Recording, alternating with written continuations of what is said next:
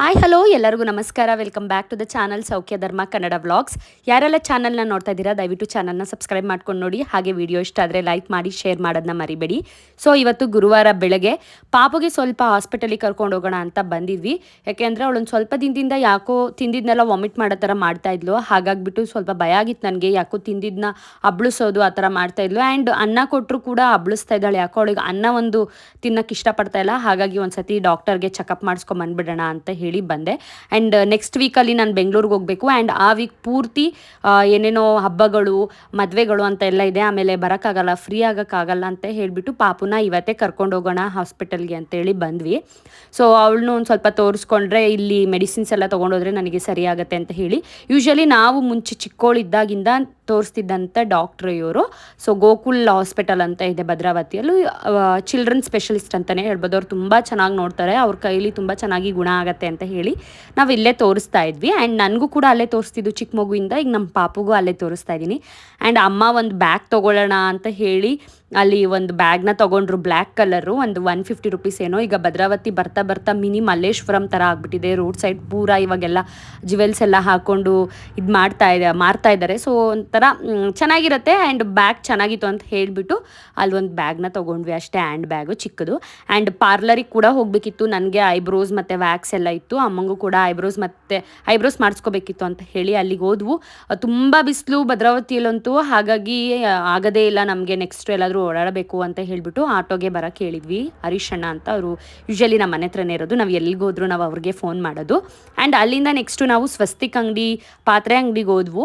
So ನಾವು ಈ ಅಂಗಡಿಲೇ usually ಎಲ್ಲದನ್ನೂ ನಮ್ಮ ಮನೇಲಿರೋ ಪಾತ್ರೆಗಳೆಲ್ಲ ತೊಗೊಂಬಂದಿರೋದು. ಯಾಕೆಂದರೆ ನಮ್ಗೆ ಇಲ್ಲಿ ಕಂಫರ್ಟು ಮತ್ತು ತುಂಬ ಚೆನ್ನಾಗಿರುತ್ತೆ ಕ್ವಾಲಿಟಿ ಅಂತ ಹೇಳ್ಬಿಟ್ಟು ನಾವು ಇಲ್ಲಿಗೆ ಬರ್ತೀವಿ.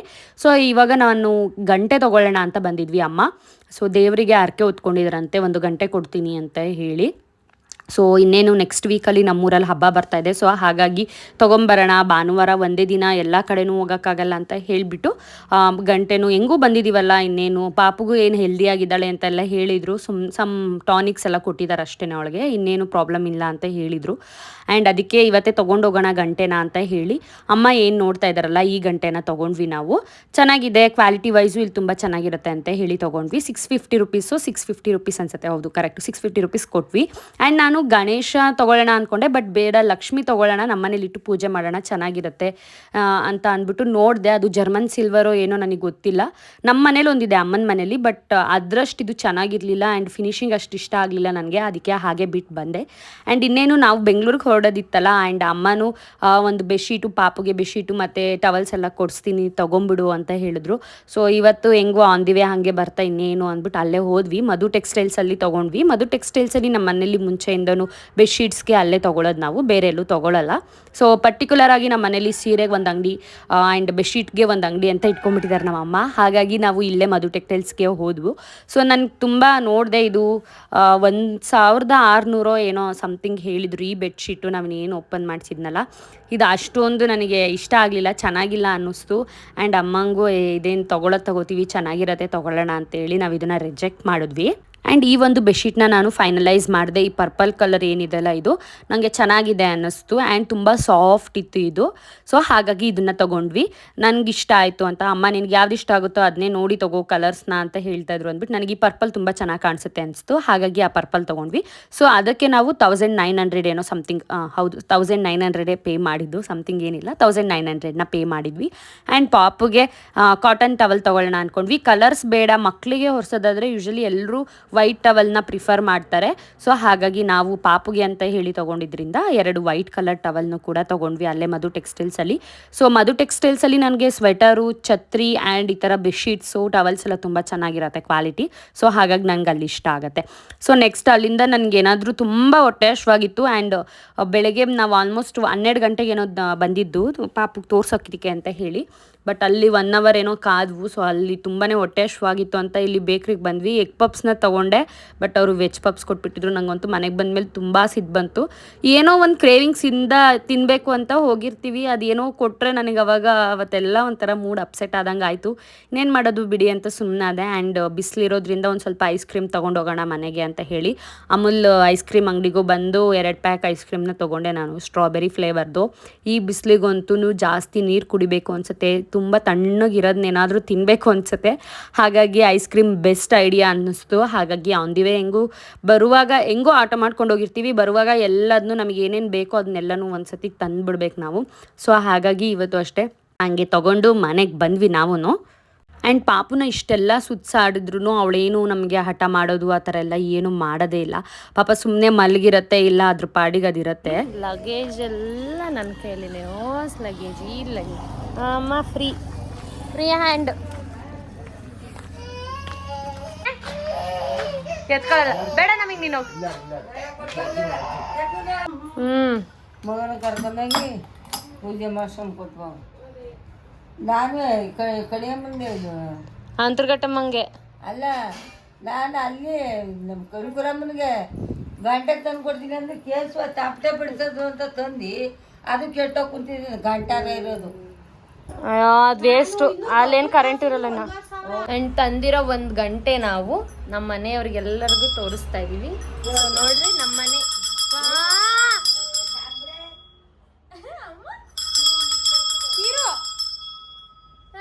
ತಿಕ್ಲನ್ಸತ್. ಇದಕ್ಕೆ ನಮ್ಮನೆ ಇನ್ಸ್ಪೆಕ್ಷನ್ ಮಾಡೋದ್ರಲ್ಲಿ ಎಕ್ಸ್ಪರ್ಟ್ ಇವರು. ಹೆಂಗಿದೆ ಕ್ವಾಲಿಟಿ ಚೆಕ್ಕರ್, ನಮ್ಮನೆ ಕ್ವಾಲಿಟಿ ಚೆಕ್ಕರ್ ತೀರ್ತಾನ ಅವರು. ಸೊ ಹಂಗಾಗಿ ಅಲ್ಲಿ ಬೆಡ್ಶೀಟ್ ಇದೆ ನೋಡಕ್ಕಿರೋ. ಆ್ಯಂಡ್ ಮನೆಗೆ ಬಂದಮೇಲೆ ಆ್ಯಸ್ ಯೂಶ್ವಲ್ ತಂದಿರೋ ವಸ್ತುನ ತೋರಿಸ್ಬೇಕು ಅಜ್ಜಿಗೆ, ಕೀರ್ತನಂಗೆ ಈ ಥರ ಎಲ್ಲ. ಸೊ ಹಾಗಾಗಿ ಅವ್ರಿಗೂ ತೋರಿಸಿ ಅದನ್ನ ಎತ್ತಿಟ್ಟಾದ್ಮೇಲೆ ಹೊಟ್ಟೆ ಹಶ್ವಾಗ್ತಿತ್ತು ಅಂತ ಹೇಳಿ ಪಪ್ಸ್ ತಿಂತಾಯಿದ್ದೆ. ಸೊ ನಂಗೆ ತುಂಬ ಬೇಜಾರಾಯಿತು. ಅವಾಗ ಕಟ್ ಮಾಡಿ ನೋಡಿದಾಗ ಅದು ವೆಜ್ ಪಪ್ಸ್ ಅಂತ ನೋಡಿದ ತಕ್ಷಣ ನನಗೆ ಸಿಟ್ಟೆಲ್ಲ ಬಂದು ಮಕ್ಕ ಎಲ್ಲ ಒಂಥರ ಮಾಡಿಕೊಂಡು ಅತ್ಲಾಗ ಇನ್ನೇನು ಮಾಡೋದು, ಹೊಟ್ಟೆ ಬೇರೆ ಹಶ್ವಾಗ್ತಿತ್ತು ಅಂತ ಅತ್ಲಾಗ ಅದನ್ನೇ ತಿಂದ್ವಿ. ಆ್ಯಂಡ್ ಅದಕ್ಕೆ ಅದು ಎಷ್ಟು ಎಗ್ ಪಪ್ಸಿಂದು ರೇಟ್ ಇತ್ತೋ ಅಷ್ಟೇ ಪೇ ಮಾಡಿಸ್ಕೊಂಡಿದ್ರು. ಸೊ ಅದಕ್ಕೂ ನಂಗೆ ಸಖತ್ ಬೇಜಾರಾಯಿತು. ಕೊಡೋ ದುಡ್ಡು ಕೊಟ್ಟು ನೋಡಿ ಈ ಥರ ಕೊಟ್ಟಿದ್ದಾರೆ ಅನ್ನಿಸ್ತು. ಆ್ಯಂಡ್ ತುಂಬ ಬಿಸಿಲಿಂದ ಬೇರೆ ಆಚೆಯಿಂದ ಬಂದಿದ್ಕು, ಹೊಟ್ಟೆ ಬೇರೆ ಹಶ್ವಾಗಿದ್ಕು, ಇದೆಲ್ಲ ಆಗಿದ್ಕು ನನಗೆ ಸಖತ್ ಸಿಟ್ಟು ಬಂದಿತ್ತು. ಆ್ಯಂಡ್ ಅದ್ರ ಜೊತೆಗೆ ಒಂಚೂರು ಐಸ್ ಕ್ರೀಮ್ ತಿನ್ನೋಣ ತಡಿ, ಒಂಚೂರು ಕೂಲಾಗ್ತೀನಿ, ನಾನು ಕೂಲಾಗ್ತೀನಿ. ಆ್ಯಂಡ್ ನನ್ನ ಹೊಟ್ಟೆನೂ ತಣ್ಣಗಾಗತ್ತೆ ಅಂತ ಹೇಳಿ ಐಸ್ ಕ್ರೀಮ್ ತಿಂದು ಪಾಪು ಜೊತೆ ಒಂದು ಸ್ವಲ್ಪ ಆಟ ಆಡ್ಕೊಂಡು ಅಲ್ಲಿಂದ ಆಂಟಿ ಮನೆಗೆ ಹೋದ್ವಿ. ನಮ್ಮದು ಮತ್ತು ನನ್ನ ತಂಗಿದು ಒಂಚೂರು ಪಾರ್ಸಲ್ ಬಂದಿತ್ತು, ಏನು ಬಂದಿದೆ ಹೆಂಗಿದೆ ಅಂತ ನೋಡೋಣ ಅಂತೇಳಿ ಆಂಟಿ ಮನೆಗೆ ಹೋದ್ವಿ. ಸೊ ನನ್ನ ತಂಗಿ ಒಂದು ಚೂಡಿ ಸೆಟ್ನ ಏನೋ ಬುಕ್ ಮಾಡ್ಕೊಂಡಿದ್ರು. ಸೊ ಹಾಗಾಗಿ ಅದನ್ನು ಕೂಡ ಅನ್ಬಾಕ್ಸ್ ಮಾಡಿದೆ, ಹಿಂಗಿದೆ ಏನು ಕ್ವಾಲಿಟಿ ಏನಾದರೂ ಚೆನ್ನಾಗಿಲ್ವಾ, ಏನಾದರೂ ರಿಟರ್ನ್ ಹಾಕಬೇಕಾ ಅಂತ ಹೇಳಿ. ಸೊ ಹಾಗೆ ಚೆಕ್ ಮಾಡ್ಕೊಂಡ್ವಿ, ಏನಿರಲಿಲ್ಲ, ಏನು ಡಿಫೆಕ್ಟ್ ಏನೂ ಇರಲಿಲ್ಲ. ಸೊ ಚೆನ್ನಾಗಿತ್ತು, ನನಗೂ ಚೆನ್ನಾಗಿದೆ ಅನ್ನಿಸ್ತು. ನಾನು ಈ ಥರದ್ದೊಂದು ತೊಗೊಳ್ಳೋಣ ಅಂತ ನಾನು ಅಲ್ಲಿ ಎಷ್ಟು ರೇಟು, ಯಾವುದ್ರಲ್ಲಿ ತರಿಸಿರೋದು ಏನು ಅಂತ ಹಂಗೆ ಚೆಕ್ ಮಾಡ್ತಾಯಿದ್ದೆ ಅಷ್ಟೇ. ಆ್ಯಂಡ್ ಎಲ್ಲ ಕೇಳ್ತಾ ಇರ್ತಾರೆ ಕೆಲವೊಂದು ಸತಿ, ನೀವು ಯಾಕೆ ನಿಮ್ಮ ತಂಗಿನ ರೆಸ್ಪೆಕ್ಟ್ ಕೊಟ್ಟು ಮಾತಾಡಿಸ್ತೀರಾ, ಅಂದರೆ ಅವರು ಇವರು ಅಂತ ಮಾತಾಡಿಸ್ತೀರಾ ಅಂತ. ಸೊ ನಾವು ಮುಂಚೆಯಿಂದನೂ ಹಾಗೇ, ಅಂದರೆ ಒಂದು ಚಿಕ್ಕ ಕತೆ ಏನು ಅಂದರೆ, ಅದು ನಾವು ಜಗಳ ಆಡ್ಕೊಂಡಾಗ ಯೂಶ್ವಲಿ ಜಾಸ್ತಿ ಅವರು ಇವರು ಅಂತ ರೆಸ್ಪೆಕ್ಟ್ ಕೊಟ್ಟು ಮಾತಾಡಿಸ್ತೀವಿ. ಸೊ ಅದು ಹಾಗೆ ಕಂಟಿನ್ಯೂ ಆಗಿ ಇವಾಗ ಹಾಗೆ ಮಾತಾಡಿಸ್ತೀವಿ, ಅದರಲ್ಲಿ ಏನೂ ತಪ್ಪಿಲ್ಲ. ಒಬ್ಬರಿಗೆ ರೆಸ್ಪೆಕ್ಟ್ ಕೊಟ್ಟು ಮಾತಾಡ್ಸೋದು, ಅದು ಚಿಕ್ಕವರಾಗಿರ್ಬೋದು, ಅಕ್ಕನೇ ಆಗಿರ್ಬೋದು, ತಂಗಿನೇ ಆಗಿರ್ಬೋದು. ಆ್ಯಂಡ್ ನಾವು ಈವನ್ ಕ್ಲೋಸ್ ಆಗೇ ಇದ್ದೀವಿ, ನಾವು ಎಲ್ಲದನ್ನೂ ಶೇರ್ ಮಾಡ್ಕೋತೀವಿ. ಅವರು ಇವರು ಅಂದಿದ ತಕ್ಷಣ ನಾವು ಕ್ಲೋಸ್ ಆಗಿಲ್ಲ, ಏನೋ ನಮ್ಮಿಬ್ರ ಮಧ್ಯೆ ಜಗಳ ಅನ್ನೋ ಥರ ಎಲ್ಲ ಏನೂ ಇಲ್ಲ. ಅಮ್ಮುಲ ಎಷ್ಟು ಆಡ್ತೀಯ ಮಗಳ ನೀನು,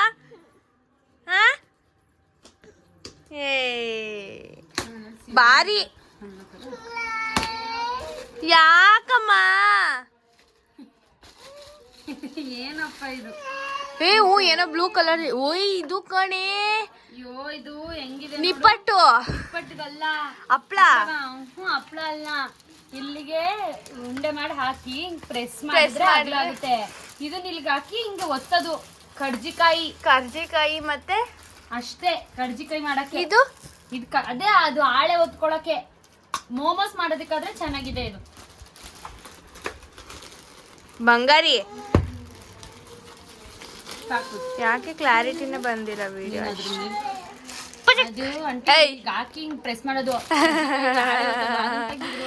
ಅವ್ವ ಚಿಕ್ಕಿ ಬಂದ್ರೆ ಬೈತಾಳೆ. ಬಾಯ್ಲಿ ಅಮ್ಮು, ಇಲ್ಲ ಆಡ್ಲಾ? ಚೀ ಕಕ್ಕ ಬಾಯ್ಲಿ, ಇಲ್ಲಿ ಬಾಯ್ಲಿ, ಬಾರವ ಇಲ್ಲಿ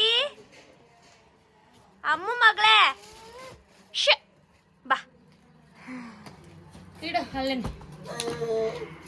ಬಾ. Thank you for your shopping, please rate us 5 star ಅಂತ.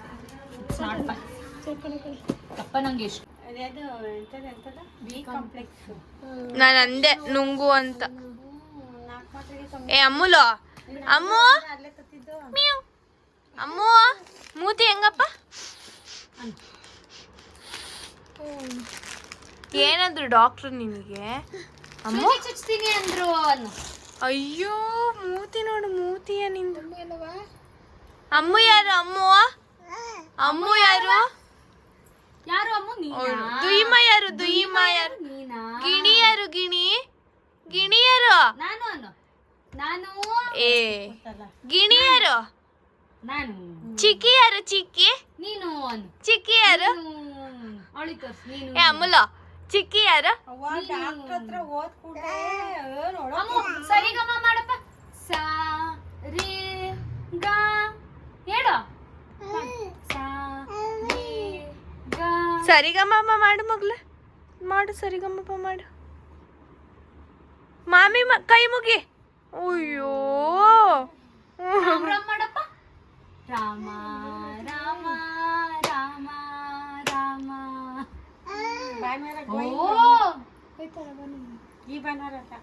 ಮುಂದಿನ ಭಾನುವಾರ ಟಾಟಾ ಹೋಗ್ತಾ ಬೆಂಗಳೂರಿಗೆ. ಈ ಕಡೆ ಬಾ ಮಮ್ಮಿ ಕೂರ್ಲಿ. ಆ್ಯಂಡ್ ತುಂಬ ಏರ್ ಫಾಲ್ ಆಗ್ತಾ ಇದೆ, ವೈಟ್ ಹೇರ್ಸ್ ಎಲ್ಲ ಆಗ್ತಾ ಇದೆ ಅಂದರು ಈ ಎಣ್ಣೆನ ಯೂಸ್ ಮಾಡ್ಬೋದು. ಇದನ್ನು ಕೀರ್ತನ ತುಂಬ ದಿವಸದಿಂದ ಯೂಸ್ ಮಾಡ್ತಾ ಇದ್ದಾಳೆ. ಇವಳಿಗೆ ತುಂಬ ಒಳ್ಳೆ ಗುಡ್ ರಿಸಲ್ಟ್ ಸಿಕ್ಕಿದೆ ಅಂತ ನಾನು ಕೂಡ ಇವತ್ತು ತರಿಸ್ಕೊಂಡು ಹಚ್ಕೋತಾ ಇದ್ದೀನಿ. ಈ ಆಯಿಲ್ ಜೊತೆಗೆ ನೀವು ಬಾದಾಮ್ ಆಯಿಲ್ನ ಮಿಕ್ಸ್ ಮಾಡ್ಕೋಬೇಕಾಗುತ್ತೆ. ಯಾವುದಾದ್ರೂ ಬಾದಾಮ್ ಆಯಿಲ್ ನಿಮ್ಗೆ ಯಾವ್ದು ಇಷ್ಟ ಆಗುತ್ತೋ ಆ ಬಾದಾಮ್ ಆಯಿಲ್ನ ಯೂಸ್ ಮಾಡ್ಕೊಳ್ಳಿ. ಸೊ ನನಗಿದು ಇವೆರಡು ಸೇರಿಸಿ 200 ರುಪೀಸ್ ಏನೋ ಆಗಿದ್ದು. ಇದು 37 ರುಪೀಸ್ ಅಷ್ಟೇ ಮೋಸ್ಟ್ ಪ್ರಾಬಬ್ಲಿ. ಹಂಗಂದ್ರೆ ಇದೊಂದು 160 ರುಪೀಸ್ ಏನೋ ಇರುತ್ತೆ ನಿಮಗೆ. 500 ml ಮೇ ಬಿ ಅದು 130 ರುಪೀಸ್ ಏನೋ ಇದೆ. ಸೊ 200 ರುಪೀಸ್ ತೊಗೊಂಡಿದ್ರು ಇವೆರಡರಿಂದ. ಸೊ ಈ ಒಂದು ಬಾದಾಮ್ ಆಯಿಲ್ನೇ ಹಾಕೊಂಡು ಮಿಕ್ಸ್ ಮಾಡಿ ಇದನ್ನ ತಲೆಗೆ ಅಪ್ಲೈ ಮಾಡ್ಕೋಬೇಕು. ನಾರ್ಮಲಾಗಿ ನೀವು ಹೆಂಗೆ ತಲೆಗೆ ಎಣ್ಣೆ ಹಚ್ಕೋತಿರೋ ಅದೇ ಥರ ಹಚ್ಕೊಳ್ಳಿ. ಸೊ ಆಮೇಲೆ ನಾರ್ಮಲಾಗಿ ಹೆಡ್ ವಾಶ್ ಮಾಡ್ಕೊಳ್ಳಿ. ಬಟ್ ನೀವು ಯಾವುದೇ ಒಂದು ರೆಮಿಡಿನ ಯೂಸ್ ಮಾಡ್ತೀರಾ, ಎಣ್ಣೆನ ಯೂಸ್ ಮಾಡ್ತೀರಾ ಅಂದರೆ ಅಟ್ಲೀಸ್ಟು 3 ಮಂತ್ಸ್ ಆದರೂ ನೀವು ಕಂಟಿನ್ಯೂಸ್ ಆಗಿ ಅದನ್ನ ಯೂಸ್ ಮಾಡಿದ್ರೆ ಮಾತ್ರ ನಿಮಗೆ ರಿಸಲ್ಟ್ ಬರೋದು. ಸೊ ಹಾಗಾಗಿ ಚೆಕ್ ಮಾಡಿ, ನಿಮಗೂ ಏನಾದರೂ ಸಿಕ್ಕಿದ್ರೆ ನೀವು ಕೂಡ ಟ್ರೈ ಮಾಡಿ. ನನಗೆ ತುಂಬ ಚೆನ್ನಾಗಿ ಅವಳಿಗೆ ವರ್ಕ್ ಆದಮೇಲೆ ನಾನು ಕೂಡ ತರಿಸ್ಕೊಂಡಿದ್ದೀನಿ. ಇವತ್ತು ಎಣ್ಣೆ ನಾರ್ಮಲಾಗಿ ಹಚ್ಚೋ ಎಣ್ಣೆ ಖಾಲಿ ಆಗಿತ್ತು, ಹಾಗಾಗಿ ಇದನ್ನು ಓಪನ್ ಮಾಡೋಣ ಅಂತ. ಅಷ್ಟೊತ್ತಿಗೆ ನಿಮಗೂ ಶೇರ್ ಮಾಡೋಣ ಇವತ್ತು ಹೆಂಗೂ ವ್ಲಾಗ್ ಮಾಡ್ತಾ ಇದ್ದೀನಿ ಅಂತ ಇದನ್ನು ನಿಮ್ಮ ಜೊತೆ ಶೇರ್ ಮಾಡಿದ್ದೀನಿ ಅಷ್ಟೇ. ಆದರೂ ಒಂದು ನಾನು ಏನಾದರೂ ಬಾಕ್ಸ್ ಕೊಡೋಕೆ ಬಂದಾಗಲೂ ಏನಾದರೂ ಒಂದು ಇರುತ್ತೆ ಅವಳದು ಕೀರ್ತನಂದು. ನನಗೆ ಕೀರ್ತನನ ಹತ್ರ ಎಣ್ಣೆ ಹಚ್ಕೊಂಡ್ರೆ ಒಂದು ಒಳ್ಳೆ ಫೀಲ್ ಸಿಗತ್ತೆ, ಒಂಥರ ಮಸಾಜ್ ಎಲ್ಲ ಚೆನ್ನಾಗಿ ಮಾಡಿಕೊಡ್ತಾಳೆ.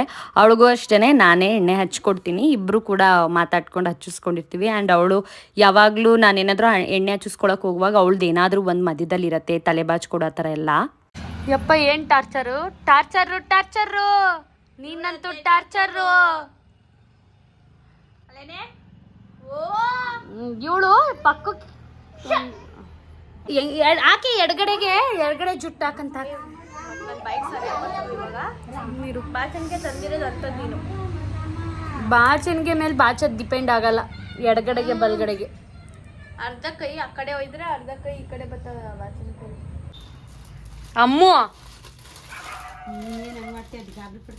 ಅದು ಬೇಡ, ಅಲ್ಲಿ ನೋಡಲ್ಲ ಅಲ್ಲಿ.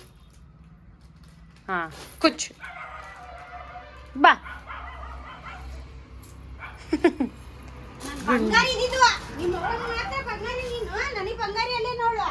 ಓ ನನ್ ಬಂಗಾರಿ ಅಷ್ಟೇನ್ ಚೆನ್ನಾಗಿಲ್ಲ ಅಲ್ಲವಾ ಕಂದ?